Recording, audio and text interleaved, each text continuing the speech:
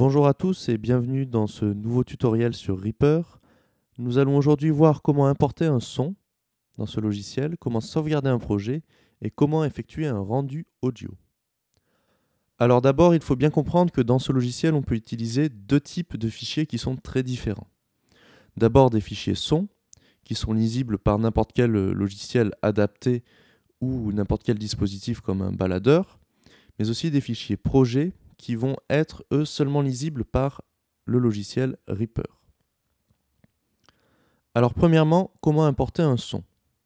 Alors avant d'importer un son, on va toujours créer un dossier qui contiendra tout notre projet. Donc là, par exemple, j'ai créé un dossier exemple pour ce tutoriel.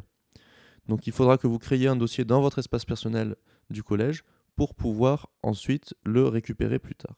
Ça nous évitera d'avoir des problèmes qui pourraient survenir plus tard si on n'a pas les fichiers audio qui sont dans le même dossier que notre projet. Donc dans notre dossier, comme je viens de le dire, on va mettre tous les fichiers audio qui nous intéressent. Donc là, le fichier audio qui nous intéresse, c'est celui que j'ai ici. Alors une fois que j'ai fait tout ça, comment est-ce que je le mets dans Reaper? Eh bien, tout simplement, je vais prendre le fichier, cliquer dessus, rester appuyé et le faire glisser jusqu'au logiciel. Ici, on a le logiciel qui charge le son et qui du coup me crée automatiquement une piste avec un clip. Le clip, je peux le glisser au début pour avoir bien entendu le son au début, et si je mets sur play,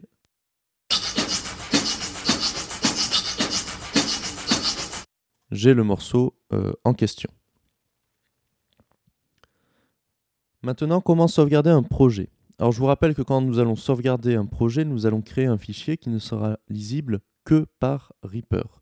L'avantage, c'est qu'on pourra reprendre le projet pour continuer à travailler dessus, mais par contre, on ne pourra pas le lire autre part que sur un ordinateur qui possède ce logiciel.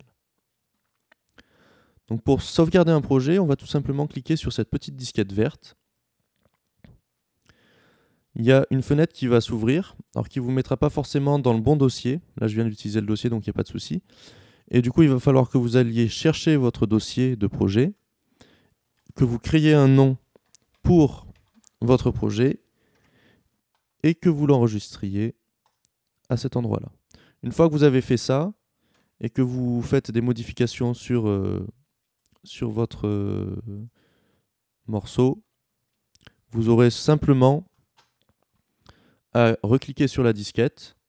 Et là, on ne va pas vous demander à chaque fois où enregistrer le fichier, étant donné qu'en fait, c'est le même fichier qui sera modifié à chaque fois pour les différentes sauvegardes. Maintenant, comment effectuer un rendu audio? Alors, le rendu audio, c'est vraiment quelque chose de nécessaire quand on a terminé un projet. Pourquoi? Alors, premièrement, il va permettre que tout le monde puisse écouter ce que vous avez fait, car tout le monde n'a pas Reaper sur soi. Et d'autre part, il va aussi vous proposer un mixage qui va être de meilleure qualité que lorsqu'on est simplement en train de lire son morceau comme cela sur Reaper.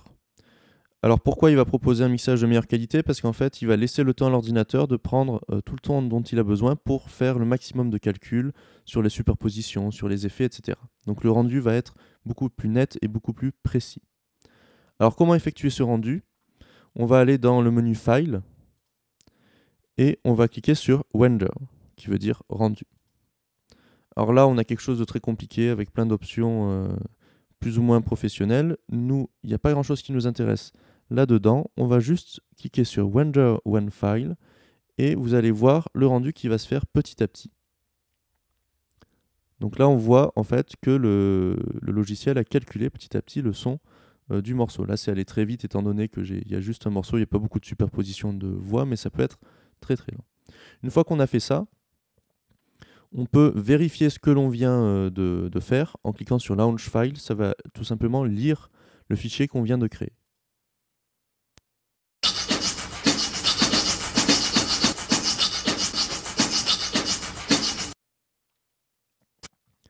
Et bien c'est fini pour ce tutoriel.